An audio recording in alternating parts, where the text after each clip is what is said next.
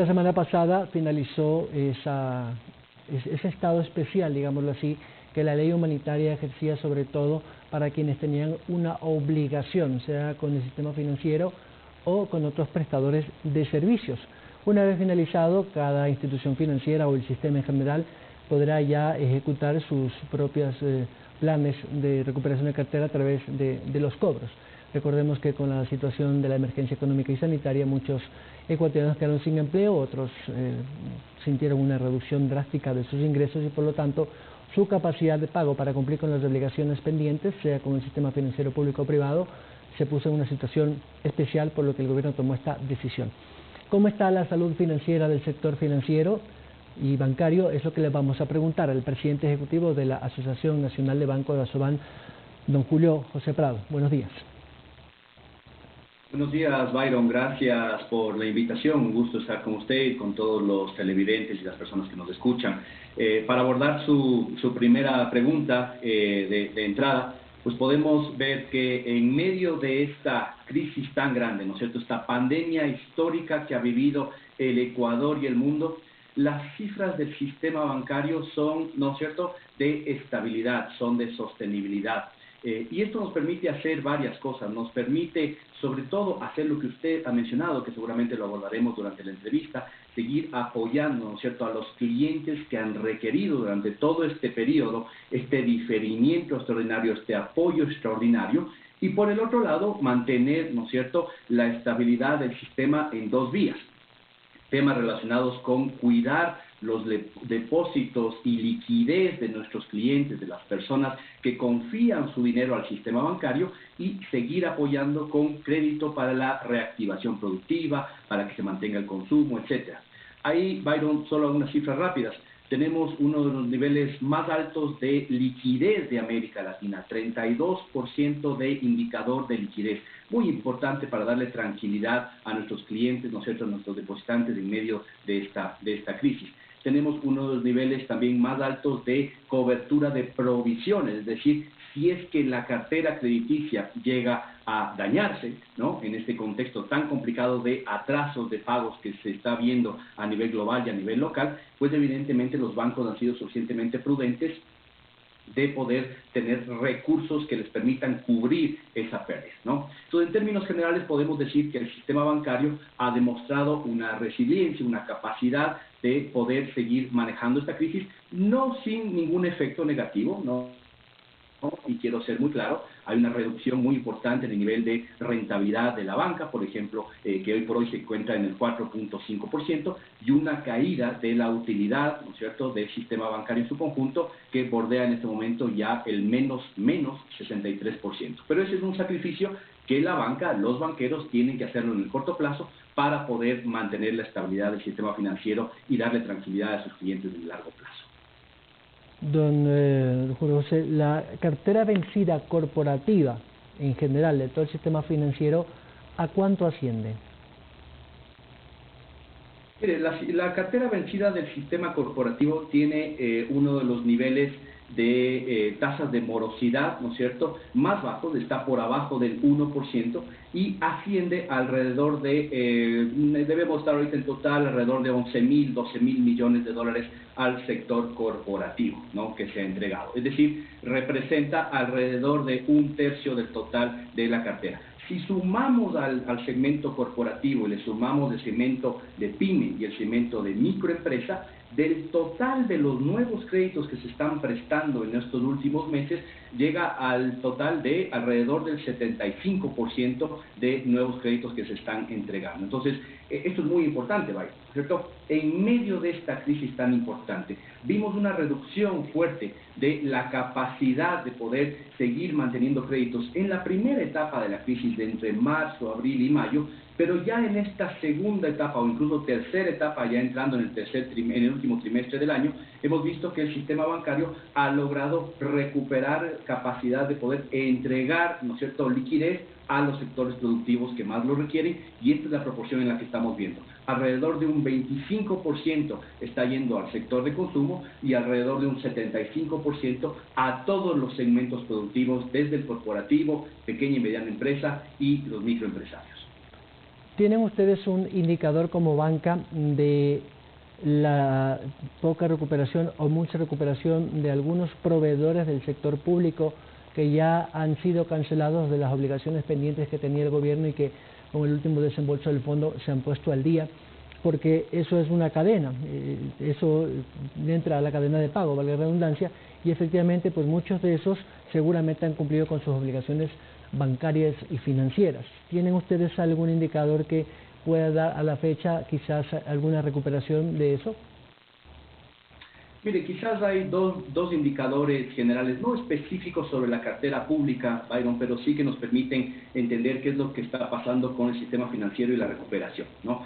Primero, lo que hay que decir es que efectivamente, gracias a que se ha logrado un acuerdo, ¿no es cierto?, con los multilaterales, con el FMI, con el Banco Mundial, con la CAF, entre otros, ha habido una inyección en los últimos meses adecuada de dinero y esperamos que hasta finalizar el año siga entrando ese dinero. Eso ha sido muy importante, ¿no es cierto?, para que el gobierno, el sector privado, el sector público pueda recuperar una cierta capacidad de liquidez y sobre todo que esta ruptura de la cadena de pagos que vimos durante los primeros meses de este año y por los primeros 6 meses de este año, pues no se mantenga. Y quizás ahí los indicadores importantes desde el punto de vista de la recuperación de la demanda de crédito. Tuvimos una caída muy fuerte de la demanda de crédito, es decir, empresas y personas que demandan dinero al sistema bancario, cayó fuertemente en el segundo trimestre del año, el segundo trimestre que fue el más complicado social, desde el punto de vista de la salud, desde el punto de vista de la economía, una caída muy fuerte, y ahora, según cifras del Banco Central, hay una recuperación. Todavía por abajo de lo que uno esperaría para un año, ¿no es cierto?, normal, ¿no? Pero para un año del COVID, un año de una crisis tan fuerte como la que tenemos, es una cifra adecuada. Y el segundo elemento que estamos viendo es que los niveles de morosidad, es decir, del no pago de la cartera crediticia, se mantienen todavía, ¿no es cierto?, bastante estables durante este año, con algunos picos en los cuales encontramos algunos problemas, pero ya estamos sintiendo efectivamente que las personas, sobre todo aquellos pagadores de proveedores del Estado que habían mantenido, ¿no es cierto?, una incapacidad de pago o complicaciones para poder ahorrar sus deudas, no porque ellos no querían pagar, sino porque básicamente se rompió la cadena de pago en lo público y en lo privado, pues ahora están poniéndose al día con sus obligaciones. Y ese es el rol que está teniendo la banca, poder encontrar justamente opciones de financiamiento, de refinanciamiento, de reestructuración con todos los clientes que tienen voluntad de pago. Las tasas de interés referenciales según el Banco Central, y lo ha dicho también la Junta Reguladora, siguen con la fórmula, pero han hablado de que quizás en enero puede haber otra fórmula para poder calcular las tasas de interés referenciales para el sector financiero y bancario del país. La corporativa está en 9% más o menos, la de consumo ordinario en 16% y microcrédito agrícola 19%, más o menos, como tasas referenciales. De ahí pues entiendo que hay un porcentaje hacia arriba que puede cobrar cada banco. Sin embargo, el sector productivo y empresarial y los exportadores, aquí tuvimos al presidente de la Federación de Exportadores, Felipe Rivadeneira, y también incluso Alejandro Martínez de Expaflores, y ellos se quejaban de que todavía no sienten que hay una línea de crédito blanda por parte de la banca privada. Si ponemos como un ejemplo, aunque no sé si digamos puedan tener las mismas condiciones de crédito financieras, Reactívate Ecuador, que era ese proyecto del gobierno, tuvo una buena intención, pero todavía no completa los casi $1.000 millones que iba a poner a esos pequeños y medianos empresarios con una tasa referencial. Sigue siendo alta la tasa. ¿Cuál es el análisis que hacen ustedes desde el sector privado? Mire, Byron, es una pregunta muy importante porque siempre uno de los temas que uno trata de hacer es que haya mayor capacidad del sistema bancario para apoyar, ¿no es cierto?, al sector productivo, a los consumidores, a los clientes de la banca que requieren de liquidez y requieren de créditos en forma adecuada. ¿Qué es lo que ha dicho? Comencemos por eso. ¿Qué es lo que ha dicho la resolución de la Junta que se emitió en el mes de septiembre? Entonces, básicamente lo que hace es reducir el número de segmentos crediticios. Del nivel que teníamos de 22 segmentos a 13 segmentos. El Ecuador es uno de los pocos países en América Latina que tiene tan segmentado el nivel de entrega de crédito, y esto no ayuda desde el punto de vista operativo, pone trabas, ¿no? Y esto no estaba siendo eficiente. Entonces, esta reducción, que creemos que todavía puede ser adicional y ojalá en el futuro se lo pueda hacer, pero ya permite que la banca se enfoque no en hacer reportes, no en hacer números, ¿no es cierto?, para poder reportar al Banco Central, a la Superintendencia, sino que se enfoque en poder, la Junta de Regulación Monetaria y Financiera, es que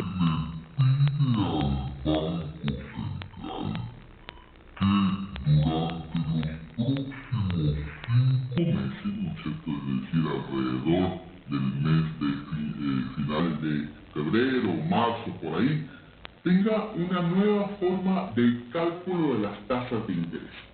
Vayan, estamos todos de acuerdo en el Ecuador, la banca, los reguladores, los clientes, que el sistema de tasas que tenemos hoy por hoy no es eficiente. No es eficiente para los bancos y no es eficiente para los clientes. ¿Y por qué no es eficiente? Porque, como usted lo acaba de indicar, tenemos un techo máximo de las tasas de interés, pero es un techo que no se mueve nunca. No se mueve cuando hay bonanza, no se mueve cuando hay crisis, es decir, no responde absolutamente a ninguna realidad de riesgo de mercado, de riesgo de cada cliente, y entonces lo que no se puede hacer en el Ecuador es lo que hacen otras economías, Estados Unidos, Panamá, Colombia, Perú, que es entregar un crédito con la tasa de interés que le corresponde no al segmento, ¿no es cierto?, no al corporativo, no al pyme, sino a cada empresa o cada persona. Eso es lo lógico, que podamos reconocer que si es que hay clientes que pueden tener tasas más bajas porque tienen menor riesgo, porque el costo de servirles es menor, les podamos dar esa tasa. Pero al mismo tiempo, si hay clientes que no han podido tener acceso al sistema financiero, que no están incluidos, que les podamos cobrar una tasa inicial de inclusión financiera que puede ser un poco más alta que la que recibe, por ejemplo, una empresa que es una pagadora conocida, que tiene un bajo riesgo, etcétera y demás. Esto es lo que se hace en todos los mercados y creemos que sería muy importante para poder, ¿no es cierto?, incluir a más empresas y más personas en el sistema financiero formal. El segundo elemento, Byron, y muy rápidamente, también hay que tener en cuenta que el rol del sistema bancario en medio de esta crisis ha sido muy fuerte. Hablamos del tema de los diferimientos, de apoyo, alivio financiero, reestructuraciones, etcétera y demás, pero también por el lado del crédito. Recordará usted que justo antes del inicio de la pandemia, de la emergencia sanitaria a finales de febrero, habíamos dicho desde la Asociación de Bancos que nos comprometíamos a poner en la economía 12.000 millones de dólares en los próximos 6 a 7 meses. Efectivamente, esto es lo que ha sucedido durante esta crisis. No solo que se han entregado nuevos créditos del orden de los 12.000 millones de dólares, sino que los superamos. El total del saldo entregado fueron 13.000 millones de dólares, y solo permítame decirle que en un mes el sistema bancario entrega más de 2.100 millones de dólares a más de 500.000 nuevos clientes. Entonces son operaciones crediticias que se están haciendo constantemente. Esto es importante también decirlo porque si bien hay que crear estos mecanismos públicos, los fondos Reactívate 1, Reactívate 2, que se está justamente creando de parte del Ministerio de Economía con apoyo de los multilaterales, la banca sigue jugando su rol, ¿no es cierto?, de captar esa liquidez y prestarla a los clientes que lo requieren. Sería importante que usted nos detalle en qué sectores de la economía se ha entregado estos 13.000 millones. Rápidamente, los más importantes, no sé si hay algún porcentaje.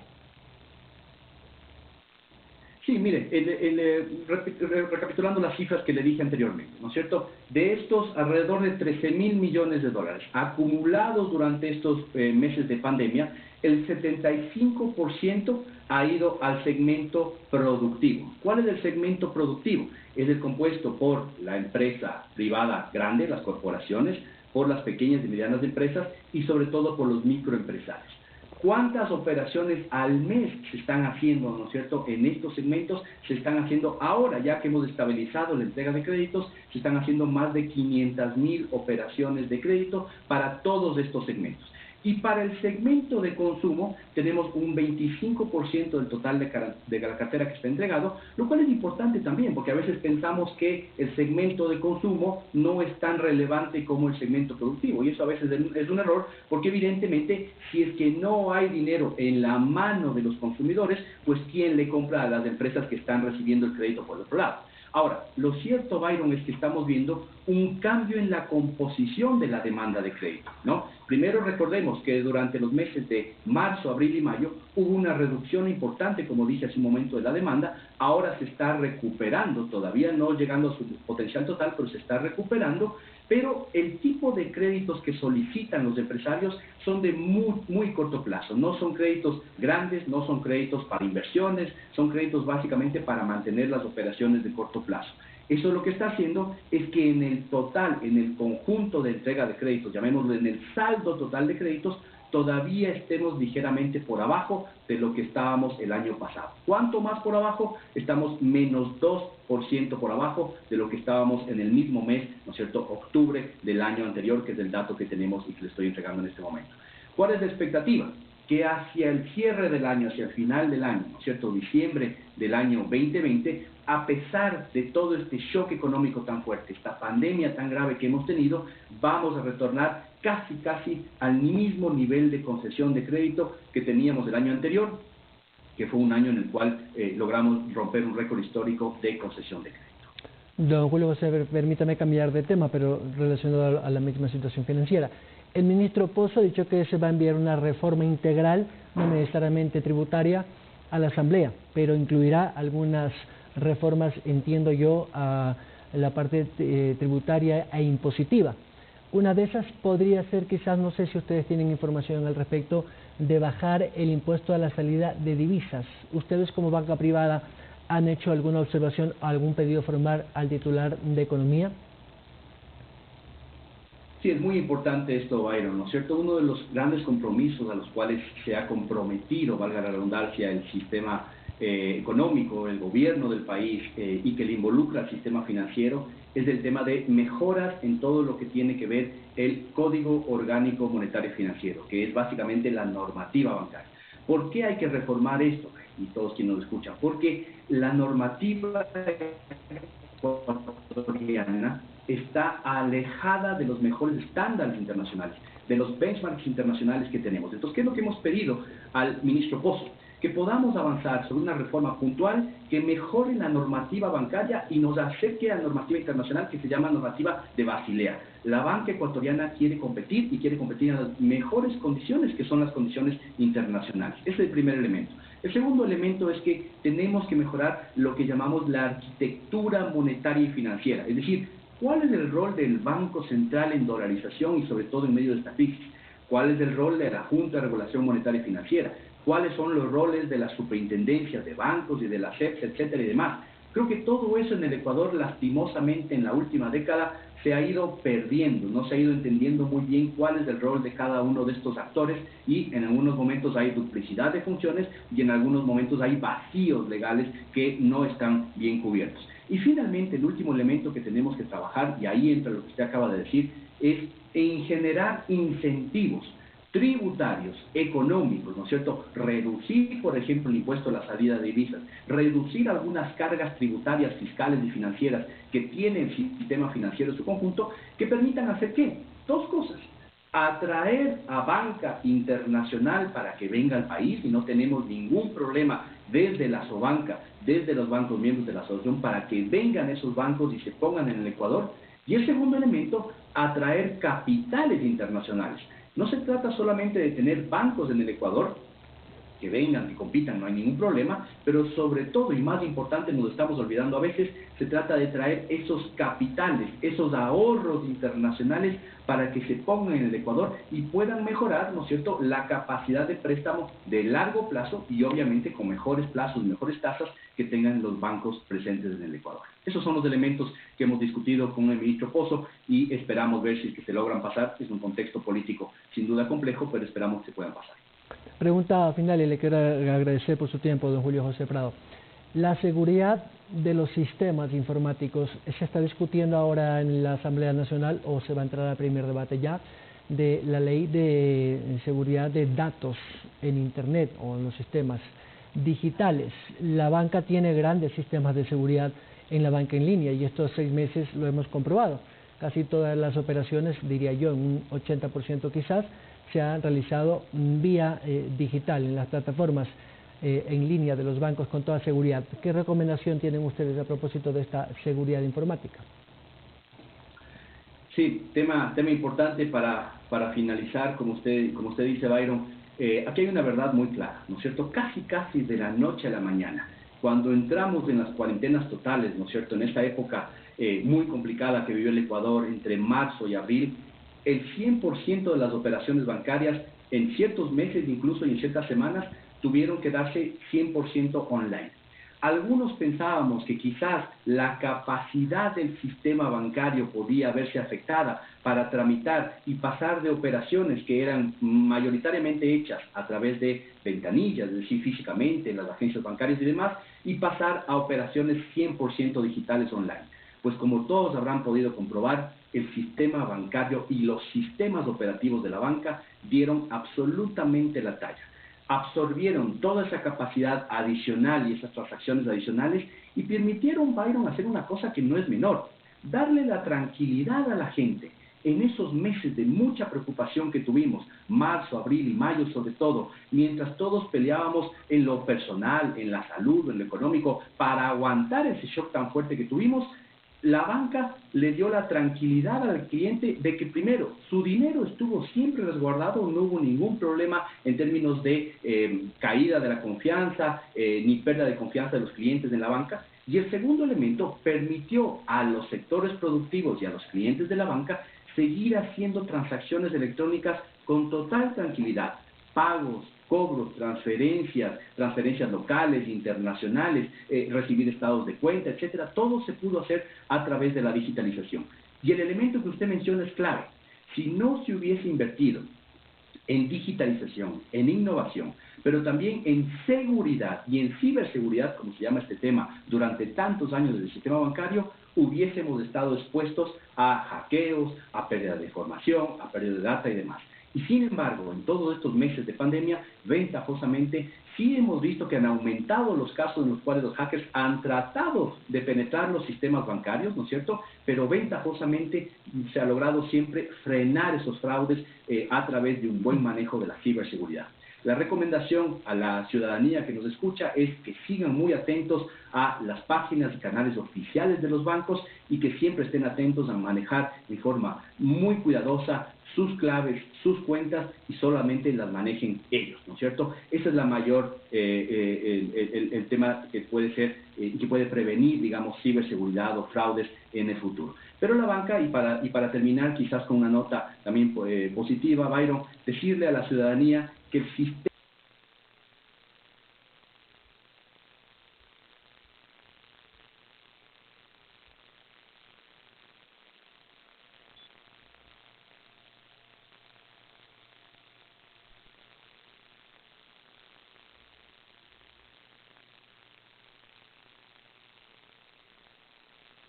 Don Julio José Prado, muchas gracias.